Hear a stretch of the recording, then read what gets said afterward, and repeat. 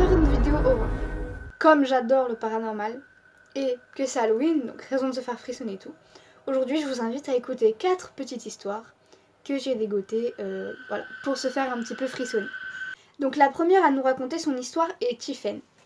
Elle raconte: quand j'avais 8 ans, je suis partie en résidence de vacances avec mes parents.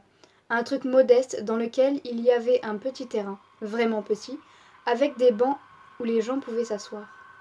J'y ai rencontré une autre petite fille et j'ai passé quasiment toutes mes vacances avec elle à squatter ce petit endroit.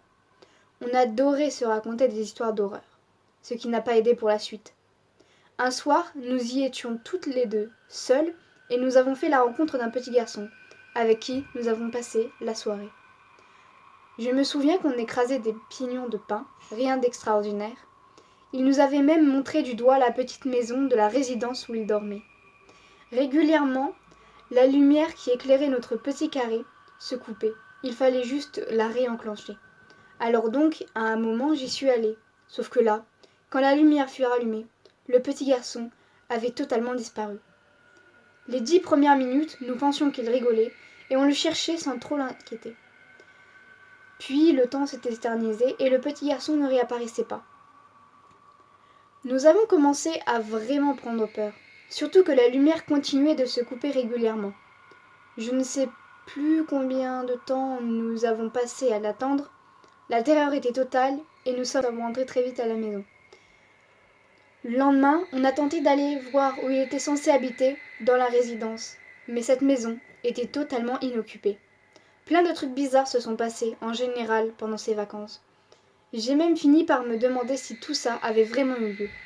Mais quelques années plus tard, la fameuse petite fille m'a retrouvée sur Facebook.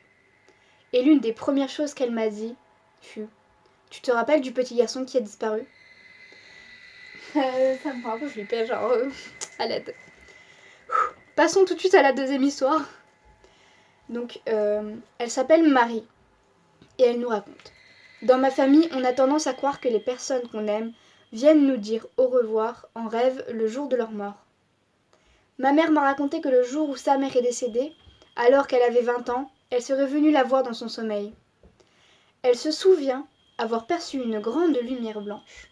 Sa mère se tenait debout, en très bonne santé, et lui souriait, alors qu'elle était paralysée depuis 16 ans par une sclérose en plaques, combinée à la maladie de Charcot. La pauvre, pardon. Quand son meilleur ami est décédé d'un cancer, il y a quelques années, il est aussi venu lui rendre visite en rêve. Même si je ne sais pas quoi penser de ces rêves, qui m'est aussi arrivé d'avoir avec cet ami et mon grand-père le jour de leur mort, je trouve que c'est une idée apaisante. J'ai un peu froid et j'ai chaud en même temps, ça fait peur, au secours. Ensuite, passons tout de suite à la troisième histoire.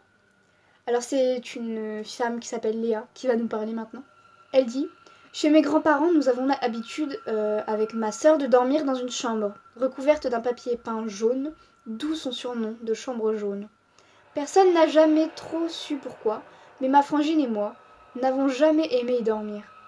En fait, on y a même carrément peur, sans jamais pouvoir expliquer pourquoi. Ça, c'est inquiétant. Elle est normale, cette chambre, mais on ne s'y est jamais senti bien. Après moult négociations, on a réussi, au fil du temps, à échanger avec celle réservée à nos parents, parce qu'elle nous faisait moins peur. Le temps passe, on grandit, mais même à 23 ans, je n'arrive toujours pas à avoir envie de dormir dans la chambre jaune, et je ne comprends toujours pas pourquoi. Il y a quelques mois, à l'occasion d'un repas de famille, ma petite cousine âgée de 15 ans m'a demandé: alors, tu dors où ce soir? Chez papy et mamie? Honteuse de lui raconter que je suis une trouillarde, je fuis en disant que je ne savais pas. Je lui ai demandé le reste, pourquoi elle m'a posé cette question-là, et elle m'a dit: oh, je sais pas, comme ça. Moi, je n'aime pas dormir dans la chambre jaune. Oula.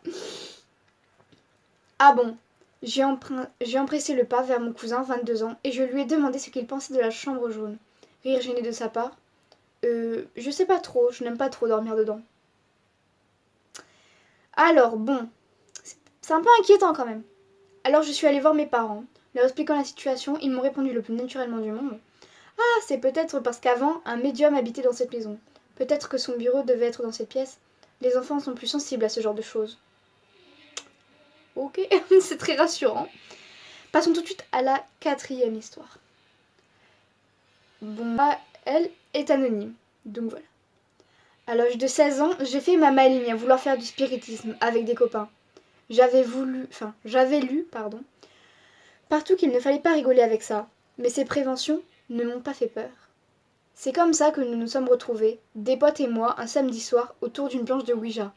Ah non, faut pas jouer avec le Ouija, à invoquer les morts. Je priais alors pour que ce soit ma grand-mère maternelle qui vienne, et il se trouve que c'est son nom qui a été dicté par le verre sur la table. Je me souviens lui avoir demandé si tout allait bien, si elle était heureuse là où elle était, si elle voulait me dire quelque chose. À chaque fois, le verre se dirigeait paisiblement vers le oui.